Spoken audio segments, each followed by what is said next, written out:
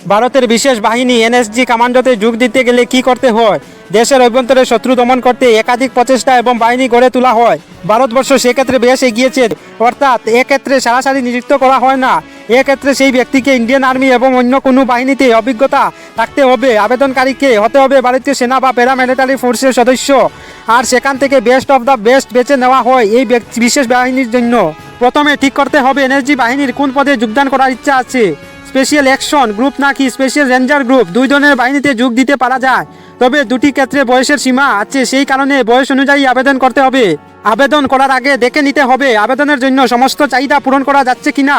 বয়স, সার্ভিস অভিজ্ঞতা, শিক্ষাগত যোগ্যতা, শারীরিক গঠন, এছাড়া নিজের প্রমাণ করতে হবে যে সেই ব্যক্তির বিরুদ্ধে কোনো ক্রিমিনাল রেকর্ড নেই ও 3 বছরের বেশি সময়ে সেনাবাহিনীতে আছে।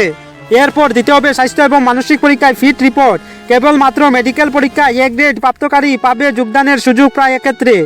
এনএসজি অফিসিয়াল স্টাফ হওয়ার জন্য প্রথমে উল্লেখযোগ্য অর্থ দিয়ে আবেদনপত্র ফিল আপ করতে হবে। সমস্ত নীতি জমা করতে হবে যা প্রমাণ করবেন আবেদনকারী তাদের চাহিদা পূরণের সক্ষম হবে কিনা। তবে ট্রেনিংয়ের সুযোগ পাবে আবেদনকারী। সমস্ত তথ্য পাঠিয়ে দিতে হয় দিল্লির কাছে মেহরাম নগে এনএসজি প্রধান দপ্তরে।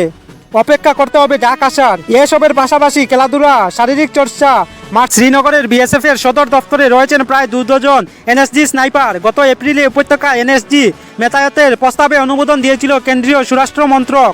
অত্যাধুনিক অস্ত্রশস্ত্র দিয়ে এনএসজি কমান্ডোদের পাঠানো হয়েছে কাশ্মীরে। তবে নিরাপত্তার শর্তে অস্ত্রের ধারণ খুলাসা করেনি স্বরাষ্ট্র মন্ত্রক। রমজানে বন্ধ থাকার পর কাশ্মীরে ফের জঙ্গি নিকেশ অভিযান শুরু করেছে ভারতীয় সেনা। তারপর থেকে একাধিক অভিযান করা হয়েছে। মঙ্গলবার জম্মু কাশ্মীরে মেহবুবা মুফতির সরকারের উপর থেকে সমর্থন প্রত্যাহার করে নেয় বিজেপি। সে রাজ্যের রাজ্যপালের শাসন জারির প্রস্তাবে অনুমোদন দিয়েছে রাষ্ট্রপতি রামনাথ কোবিন্দ।